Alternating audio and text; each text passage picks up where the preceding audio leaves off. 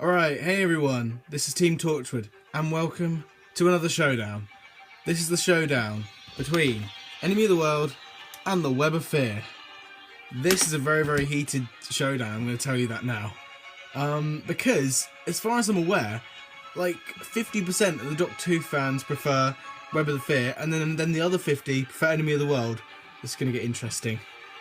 Continue watching if you want to know who wins. And right, let's get into it. So, so the regular format of these showdowns are going to be the same. So it's going to be, I'm going to defend Web of Fear, and then I'm going to make a point countering that and defending Enemy of the World, or putting down the Web of Fear. So we'll start with the Web of Fear. So it has a really, really creepy atmosphere. You were expecting that one, I can tell. Really creepy, actually. A really, really nice and eerie feeling. London Underground. Really cool. Really, really cool. But, on the other hand, Enemy of the World feels like a movie. It feels like an action-packed movie. And you know what I mean? Like, and if you're a fan of James Bond, that Enemy of the World is an exciting, like, Doctor Who story. If you're a fan of James Bond, you'll bloody love it to death. But all the same, the Web of Fear was introduction to the Brigadier, except he wasn't Brigadier. He was I forgot what he was. He was something Lethbridge Stewart. He was Alistair Gordon Lethbridge Stewart, but he was, don't know what rank he was back in Web of Fear for some reason. Anyway, so like yeah, Web of Fear is brilliant. But then at the same time, Enemy of the World. If you're a fan of Troughton, this is the story to go for, because Troughton plays one of the best one-off villains of all time, and Salamander's brilliant. That's all. Okay, that's what I have to say for myself. Salamander is brilliant. Brilliant. Yeah, but at the same time, the Web of Fear links to past episodes, continuity, like flowing through the Doctor Who marathon. It will link to other like episodes, which is brilliant. You know, the Yeti and the Great Intelligence, brilliant. Web of Fear is brilliant because it links to other episodes. But, you know, at the same time, Enemy of the World has loads of different layers. That it has a really, really interesting twist. I didn't see it coming when Salamander goes down to the underground and has all these people down there pretending that it's the end of the world up there. And, yeah, it's brilliant. That's brilliant. But, yeah. But all the same, the Web of Fear is a more traditional... It's a more traditional Doctor Who story, because it's based under siege, and I don't know how to explain it.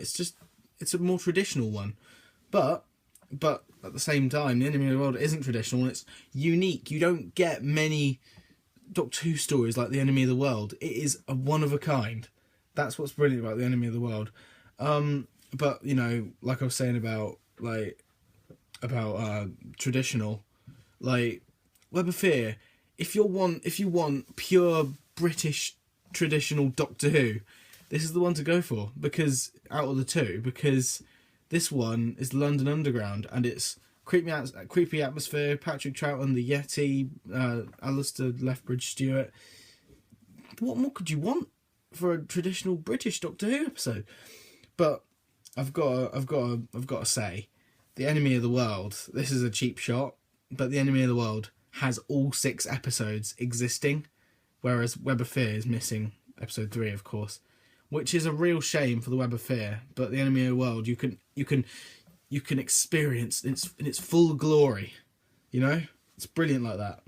But yeah, But Web of Fear though, there is more of a if you're into like a more traditional Doctor Who episode, the Yeti are really intimidating, and they have really, really cool like threat, like a real threat going on with like you know what I mean.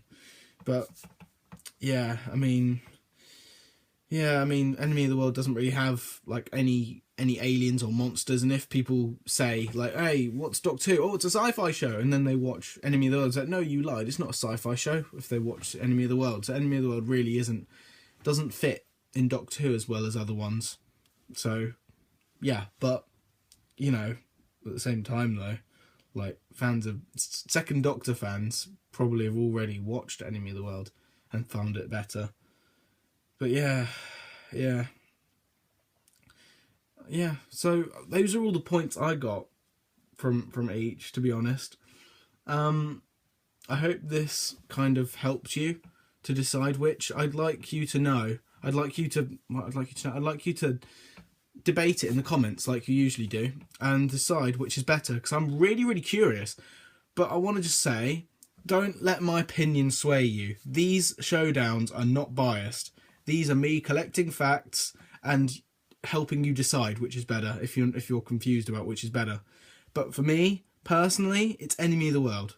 But I won't explain why, because I don't want my opinions to sway you.